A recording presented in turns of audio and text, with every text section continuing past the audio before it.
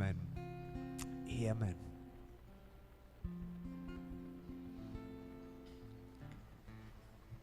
Podemos tomar nuestros asientos y, como digo siempre, agradecemos a Dios su presencia en medio de su iglesia. Es la realidad de la cual participamos, que es su espíritu en nosotros, desde nosotros, ligándonos en un mismo sentir, permitiéndonos adorarlo juntos, exaltarlos juntos, diciendo cuán poderoso y grande es Él.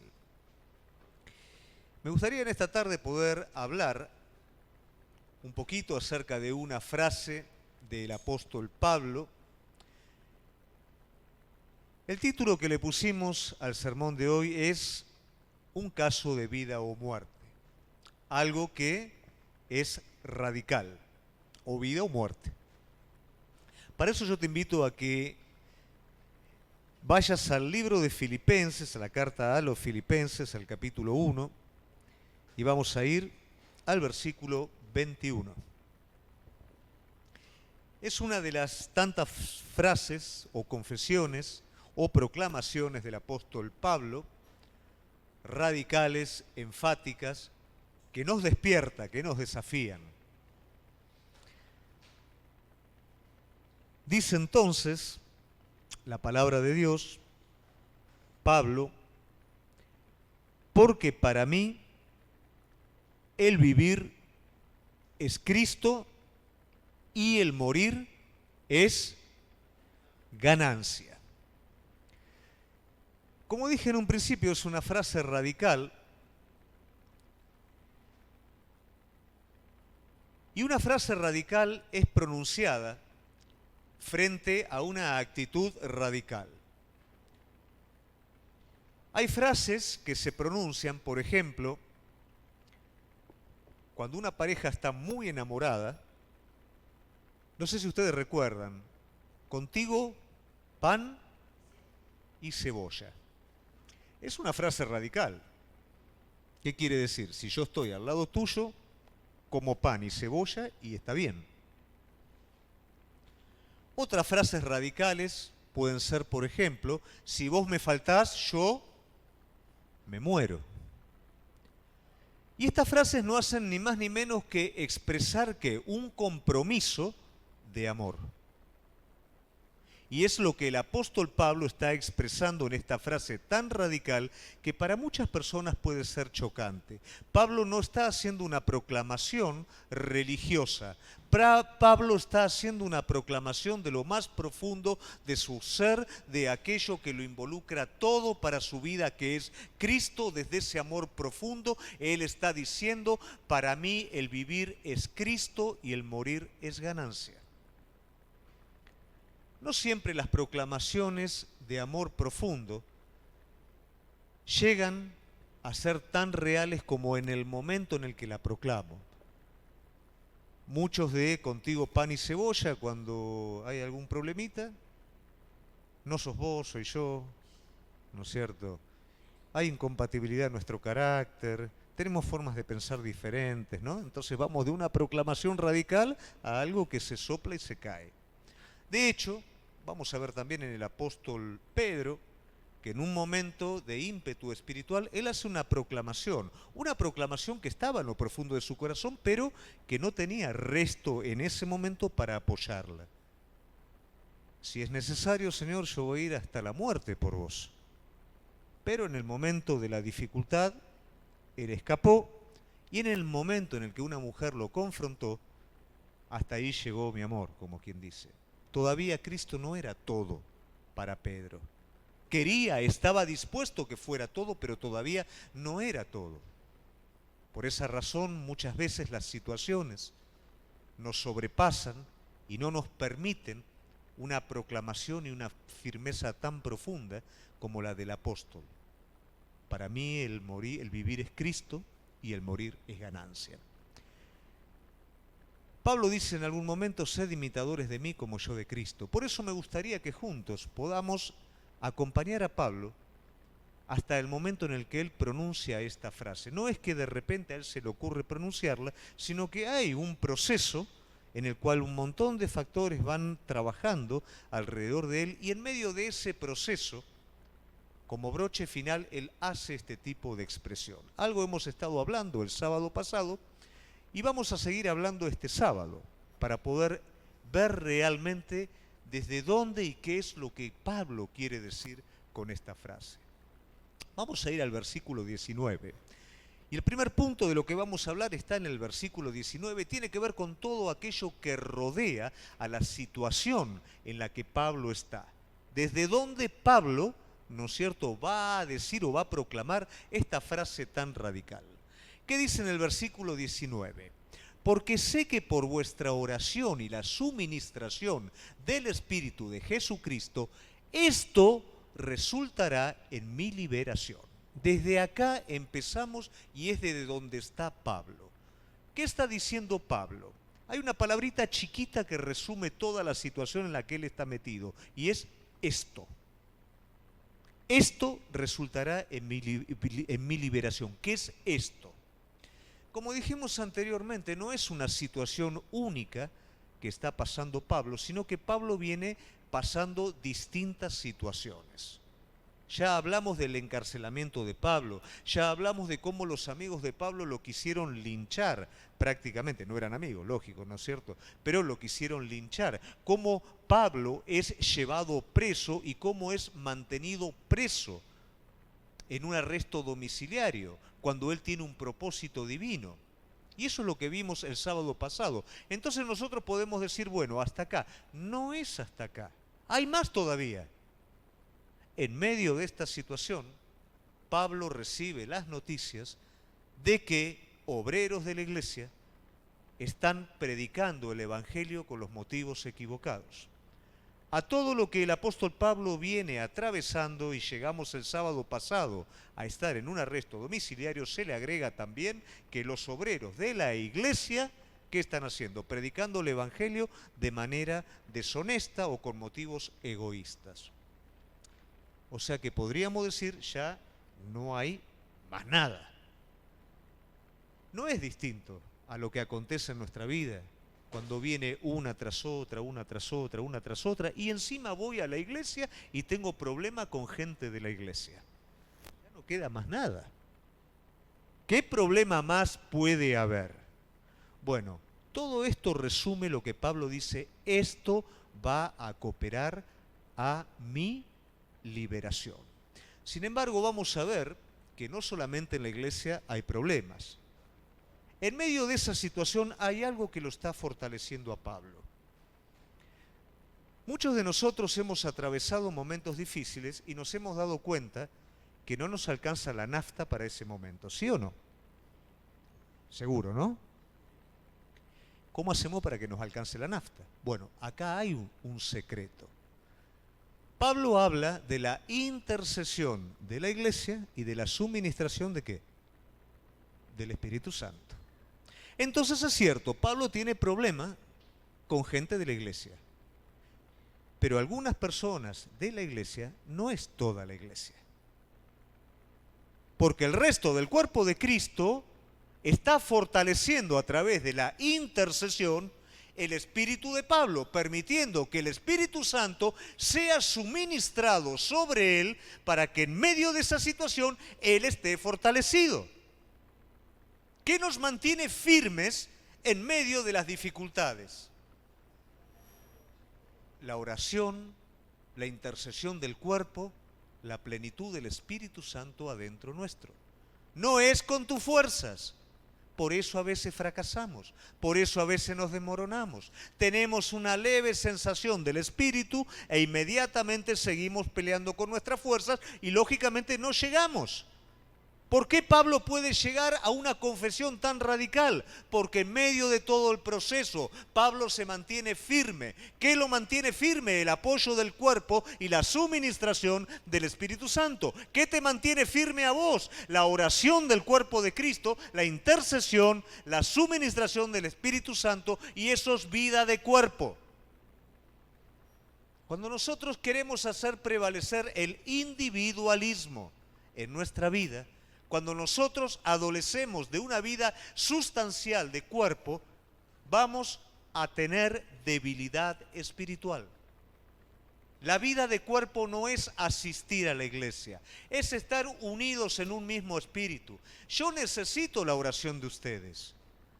Cada problema que teníamos en África, ¿qué es lo primero que hacíamos? Llamábamos al grupo de intercesión, lo comunicábamos con la iglesia. Por favor, estén orando por este motivo, por este motivo. Yo no confío que la situación se resuelve por arte de magia. Creo con todo mi corazón que la intercesión de los santos hace que los muros caigan.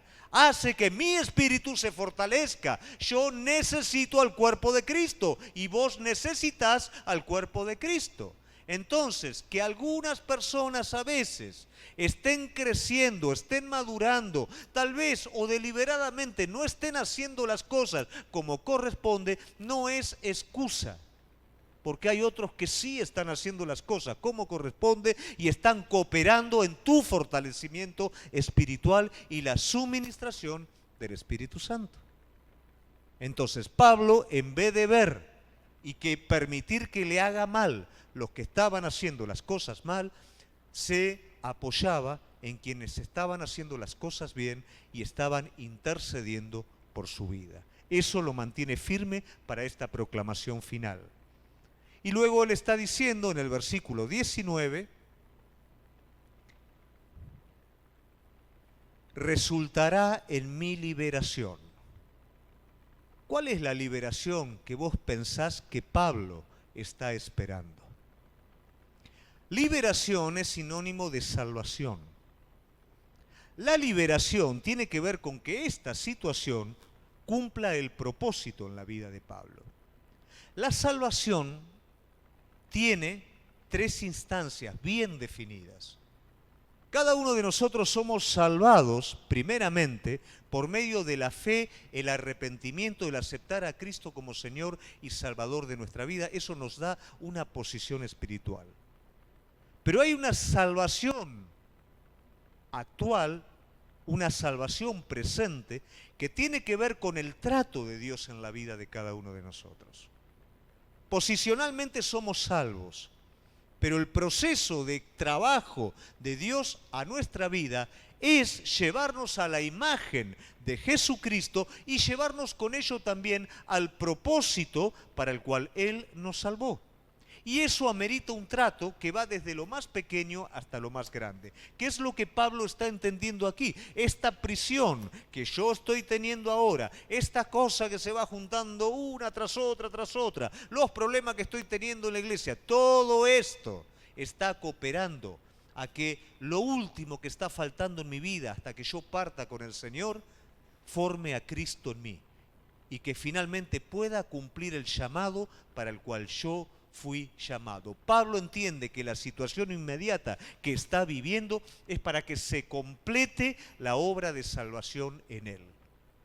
Y por supuesto una tercera obra de salvación que es el momento en el que vos vas a estar libre completamente de pecado en la presencia de Él, unido a Él. Por eso en algún momento Pablo dice, para mí es mejor estar con Él, porque es finalmente la parte final de la carrera, poder estar unidos con Cristo en un mismo espíritu, con Él. Esa es la parte futura. Entonces la salvación tiene esas tres partes y Pablo se está encontrando ahora con la parte presente de la salvación. Entonces Pablo dice, yo sé que de esto voy a ser liberado. ¿Cómo voy a salir de esto? No tengo idea, pero sé que voy a ser liberado. Capaz que me van a soltar, capaz que voy a ir patita para adelante, no sé cómo, pero voy a estar liberado, porque la liberación no es de afuera, la liberación es de adentro. Si yo estoy encerrado en un lugar y no me alcanza, como dijimos antes, la nafta para entender que en la soberanía de Dios Él está cumpliendo su propósito en mí, hay algo que está faltando respecto a mi confianza en la liberación. Y si no tengo absolutamente ningún problema y afuera está todo bien, pero adentro estoy encerrado, estoy limitado, aún la obra de salvación, de liberación, tiene que producirse adentro mío. Las cosas querido amigo, nunca son de afuera, siempre son de adentro. A Pablo se le presentó todo de manera contradictoria, pero de él salió las epístolas más esperanzadoras de todos para edificación de cada uno de nosotros. Amén. Entonces vemos que esos tres aspectos son de alguna manera el entorno en el que Pablo se está moviendo para finalmente poder hacer esa proclamación.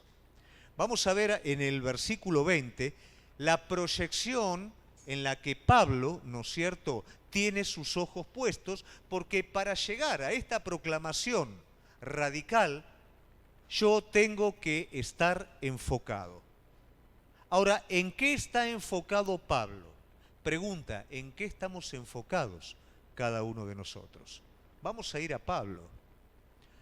Conforme a mi anhelo y esperanza de que en nada seré avergonzado. Antes bien, con toda confianza, como siempre, ahora también será magnificado Cristo en mi cuerpo, o por vida o por muerte. ¿Cuál es el enfoque que tiene el apóstol Pablo? Magnificar a Jesucristo. ¿Qué es magnificar a Jesucristo? Es que a través de tu vida y de mi vida, Cristo lleve toda la gloria. Solamente puedo vivir de esa manera si yo vivo dependiendo de Él, y mi propósito es que Él se lleve toda la gloria. Ese es el enfoque que a mí me va a permitir no solamente vivir en la plenitud de Cristo Jesús, sino también me va a permitir tener la fortaleza suficiente para permanecer en los momentos de contradicción, porque estoy enfocado. Tengo un propósito para mi vida, y es que en mi vida y en mi relación de dependencia con Él, Cristo pueda expresar todo lo que quiera expresar a través mío. Este principio es muy importante. Muchas veces la manera en la que nosotros creemos que Cristo es magnificado no es realmente la manera. Es lo que a nosotros nos gusta o como nosotros lo estimamos. Hay una sola manera en la que Cristo va a ser magnificado a través nuestro, y es solamente a partir de la cruz. Este mundo puede aplaudir un montón de cosas que no hacemos, pero no necesariamente las respeta. Este mundo solamente va a respetar aquello que no es capaz de hacer. Solamente el Hijo de Dios, en el cual Dios es todo, es capaz de negarse a sí mismo para que Jesucristo sea magnificado. Y eso es lo único que este mundo no puede hacer. Cuando ve que alguien es capaz de negarse a uno mismo por amor a Dios, aunque este mundo arremeta contra eso, aunque este mundo se burle de eso, en lo profundo, este mundo eso lo respeta. Este mundo teme ante eso, porque este mundo no lo puede hacer. Solamente glorificamos a Dios cuando nos negamos a nosotros mismos por amor a Él. Y esa es la esencia de la proclamación de Pablo. Cuando este mundo, sumido en el egoísmo, en el mérito propio, en la propia carrera, ve que vos sos capaz de negarte a vos mismo por amor a Jesucristo, es cautivado por eso. Y eso no es necesariamente algo que se hace predicando desde aquí adelante, eso se hace en el diario vivir. Cuando cada uno pelea por su porción y vos sos capaz de entregar lo tuyo por amor a Cristo. Cuando vos sos capaz de dar un paso atrás, cuando vos sos capaz de perder por amor a Él, eso es un aguijón que se clava en el corazón de este mundo, como se clavó en el corazón del apóstol Pablo antes de convertirse.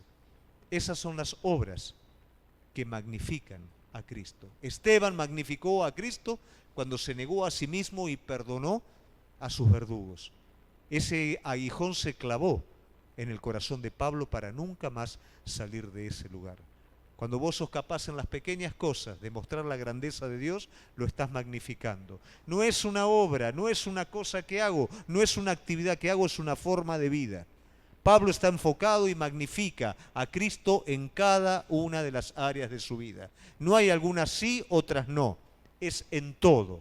Y ese es el enfoque y el propósito de él. Volvemos de nuevo. Ponémelo de nuevo.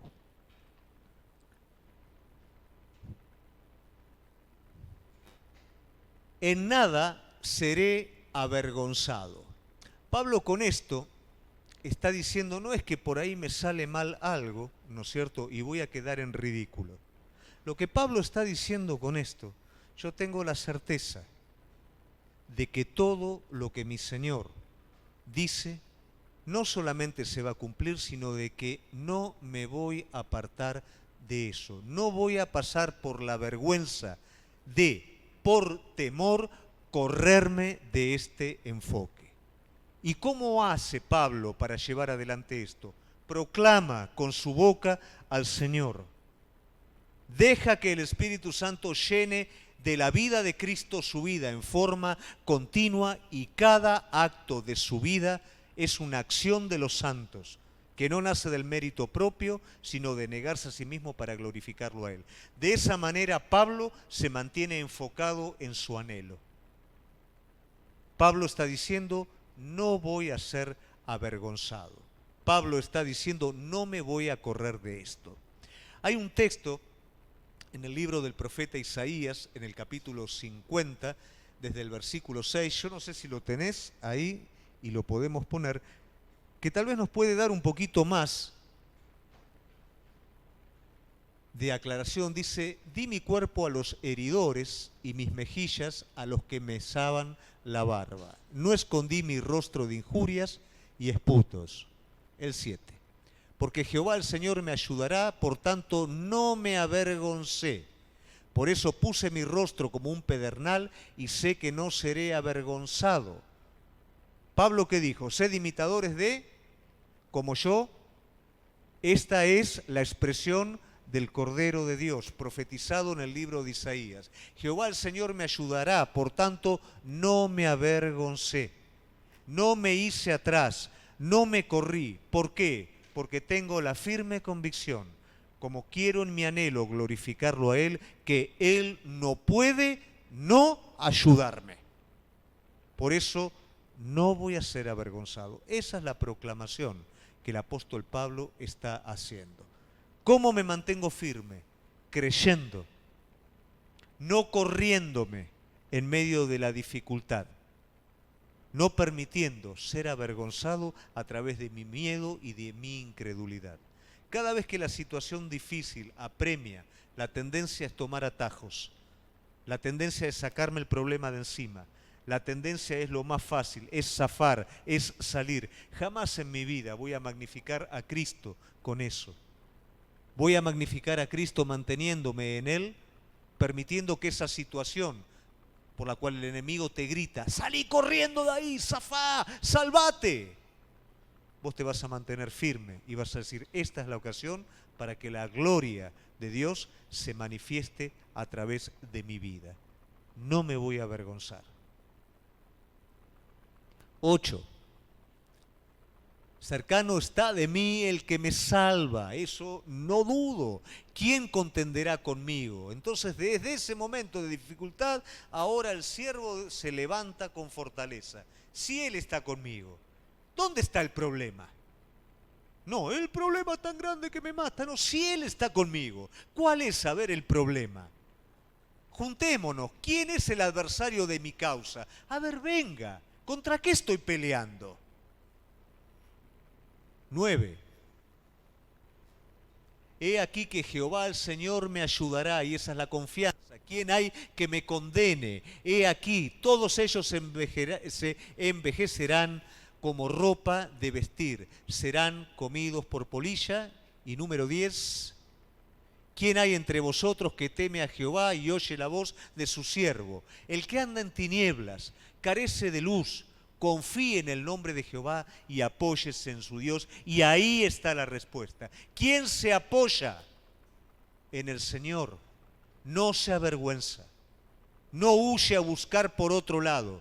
Está reclinado, depositado, descansando en el Señor. Y desde ahí puede hacer la valiente proclamación que el apóstol Pablo hace. ¿Quién es el adversario de mi causa? En este caso el Señor. ¿Quién va a contender conmigo? Si Él es el que me ayuda, si Él es el que está conmigo, ¿quién me va a condenar? Esa es la seguridad que el siervo de Dios, Cristo, tuvo en esta tierra, en medio de la aflicción y de la contradicción. Esa es la invitación a Pablo, pero también es el desafío a cada uno de nosotros. No llegamos de la noche a la mañana a decir, para mí el vivir es Cristo y el morir es ganancia. Pero si vamos siguiendo el proceso en el que el apóstol Pablo proclama esta frase, nos vamos a poder identificar seguramente con ello. Volvemos de nuevo, ahora a Filipenses. Vamos al capítulo 20. El 21 lo dejamos para después, vamos para el 20. También será magnificado Cristo en mi cuerpo, o por vida o por muerte. ¿Qué quiere decir? Pase lo que pase en mi vida, ¿quién va a ser exaltado? No hay una manera en la que sí y una manera en la que no. Si muero, va a ser exaltado. Y si vivo, va a ser exaltado. Eso es para tu vida y para mi vida. Pase lo que pase en tu vida, atravieses lo que atravieses en tu vida. Si vos no te avergonzás, si vos te mantenés, si vos te recostás sobre Él, Él va a ser magnificado a través tuyo. Amén. Finalmente, llegamos ahora sí a la frase, porque para mí vivir es Cristo y morir es ganancia.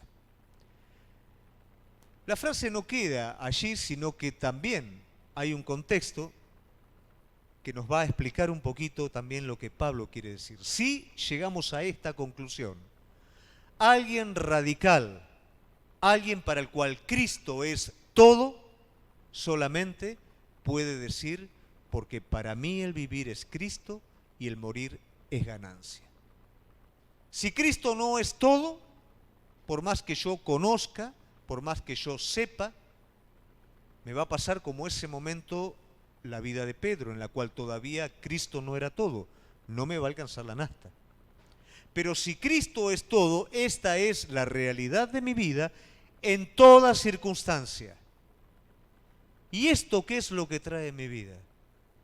Paz, seguridad, plenitud. Porque sé que pase lo que pase, venga lo que venga, Él es todo para mí. Por tanto, para mí, el vivir es Cristo, el morir es ganancia. Pero vamos a ver para qué, porque esto muchas veces es tomado como el suicidio evangélico, ¿no? Cuando viene un momento de dificultad, oh, me quiero morir, Señor, sacame la vida. No, no es lo que Pablo quiere decir esto. No tiene nada que ver con eso, es una salida fácil a las cosas, no tiene nada que ver con eso. Veamos el versículo 22. Mas si el vivir en la carne resulta para mí en beneficio de la obra, no sé entonces qué escoger. Morir es la tercer parte de la salvación. ¿Qué quiere decir? Es el fin de la carrera. Es el momento sublime en el que yo voy a estar con Él. Y no existe hombre de Dios para el cual Dios sea todo que no quiera vivir permanentemente con Él. Pero hay algo que no es superior a eso, pero también es importante. Si el vivir en la carne, ¿qué quiere decir? Si en vez de que desde la cárcel a mí me maten, lo cual sería mejor, porque voy a estar con Él, yo tengo que vivir, resulta en beneficio de la obra, no sé entonces qué escoger. Entonces ya no es qué es lo mejor para mí.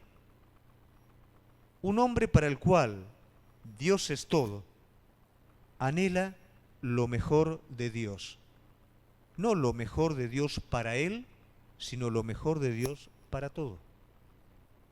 Muchas veces el Señor le ofreció a Moisés lo mejor de él, pero Moisés escogió lo mejor en virtud al pueblo también. El Señor le dijo, subí, hacé, pero mi presencia no va con ustedes. Moisés dijo, si vos no venís conmigo, de acá no me saques. Jesús le dijo, el Señor le dijo, sí, yo ya sé, bueno, te están haciendo carga, deja que los borre y te doy un pueblo nuevo. Moisés dijo, no, este pueblo es tu pueblo, y con este pueblo vamos a cumplir el propósito. El hombre para el cual Dios es todo, ya no tiene algo para sí mismo. Lo mejor para él es lo mejor de Dios. Entonces Pablo no quiere zafar del momento estando con él. Por supuesto que ese es el anhelo de su corazón. Pero si algo inferior a eso, que es trabajar y servir, que es lo más sublime que le puede pasar a alguien en esta tierra, eso es lo necesario y lo mejor, dame eso, Señor. Entonces vemos que no es solamente una pronunciación, sino es algo que conlleva mucho más. 23. Porque de ambas cosas estoy puesto en estrecho, teniendo deseo de partir y estar con Cristo, lo cual es, por supuesto, todo hombre para el cual Cristo es todo, quiere estar con Él, quiere permanecer con Él.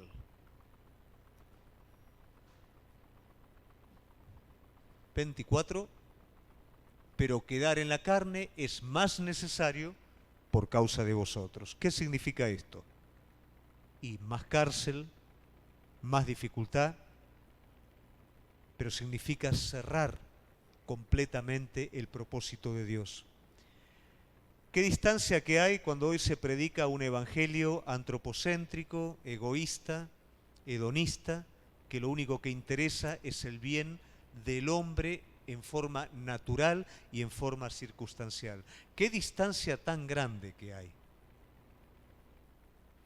Pablo logra llegar a este punto cuando él entiende y conoce la gracia divina. Pablo era un hombre que funcionaba en el mérito propio. Hablamos el sábado pasado acerca de ese tiempo en Arabia, en el que él tenía como objetivo de su vida una revelación creciente de Cristo, del Evangelio, que su vida fuera llena de la vida de Cristo, una predicación ascendente y continua del Evangelio a todo el mundo. Esos eran los objetivos de su vida. Pero antes de este Pablo de Arabia estaba Saulo, y Saulo era alguien que vivía por el mérito propio. ¿Qué es vivir por el mérito propio? ¿Es quererme ganar el favor de Dios con mi fuerza, con mis propios méritos? Eso es el espíritu religioso. Eso es por lo cual muchas veces las personas se frustran y no alcanzan nada, porque nadie va a satisfacer a Dios desde su propio mérito. Pablo corría detrás de la iglesia.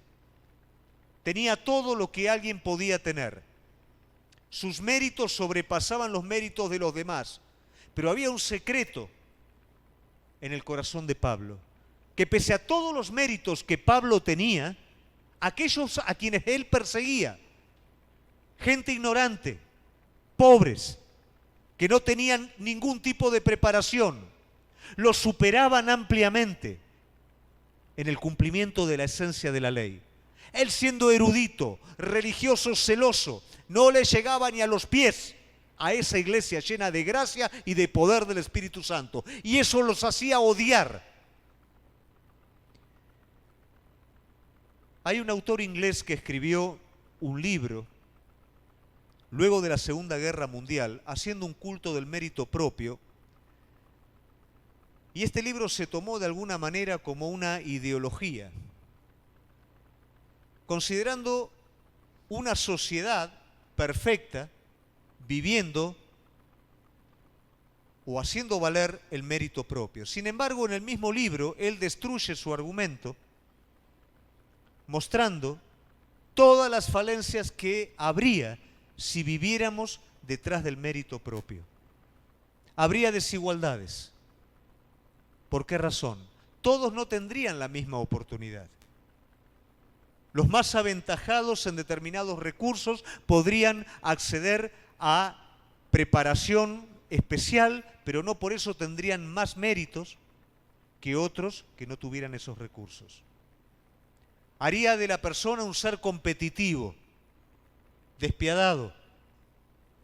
Haría lo que fuera para alcanzar.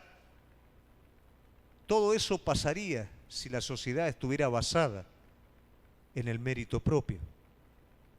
Esto no quiere decir que en muchos casos el mérito propio es positivo, pero no es el secreto. Y cuando con el mérito propio yo me quiero acercar al Señor, como Pablo me termino convirtiendo en enemigo de su iglesia. Porque no es desde el esfuerzo de cada uno de nosotros, sino desde la aceptación de nuestra condición impotente delante de Dios y de la aceptación de la abundancia del amor. Uno de los latiguillos que había acerca de esta idiosincrasia, ideología, era solamente si nosotros nos movemos en nuestro mérito propio, el límite, el techo es el cielo. Y qué ironía que el techo de Pablo fue el cielo, porque desde el cielo mismo una voz lo tiró desde su lugar y le dijo: Pablo, ¿por qué me persigues? Dándose cuenta ahí Pablo que todos sus méritos, todas sus ventajas, al único lugar donde lo llevaron fue a estar peleando contra aquello que supuestamente era el amor más grande de su vida. Un hombre enamorado de la gracia de Dios es un hombre para el cual Cristo es todo. Y un hombre enamorado de la gracia de Dios, para el cual Cristo es todo, es un hombre que puede decir desde lo más profundo de su ser una confesión radical de amor. Para mí, el vivir es Cristo y el morir es ganancia. Yo creo que Pablo nos desafía a cada uno de nosotros a hacer de Cristo nuestro todo, a poder entender la magnitud de la gracia de Jesucristo, porque si no, tu mérito va a estar compitiendo y va a querer entrar allí y jamás te vas a enamorar de Él, porque jamás lo vas a conocer como Él es. Solamente podés conocerlo como Él es cuando llegás al límite de tu mérito, de tu fuerza, de lo que vos sos. Es desde allí donde entendés quién es Él. Es desde allí donde haces que Él sea tu todo. Y es desde allí donde tu vida va más allá de una confesión. Cada día morís con Él para que la vida de Él salga a través tuyo. Cada día vivís en su amor, enfocado no porque lo tengas que ser, no porque sea una obligación. Eso es mérito, eso es religión, eso no te lleva a ningún lado. Cada día lo haces por lo que Él es. Cada día lo haces por lo que Él hizo y por lo que sigue haciendo. Y por lo que ahora está haciendo. Porque muchas de las cosas que Él está haciendo ahora, vos no te das cuenta y crees que sos vos y que son tus fuerzas. Pero es Él. Cuando realmente yo alcanzo a entender eso, Él es todo. ¿Cómo hacemos, iglesia, hoy para que Cristo sea magnificado a través de la vida de cada uno de nosotros? Que Él sea todo. La gente discierne cuando Él es todo en tu vida o cuando Él solamente es una parte. Los hombres de Dios siempre decidieron porque Él fuera todo. Esther se jugó la vida al golpear la puerta del rey. Nehemías se jugó la vida al decirle al rey por qué estaba triste su rostro.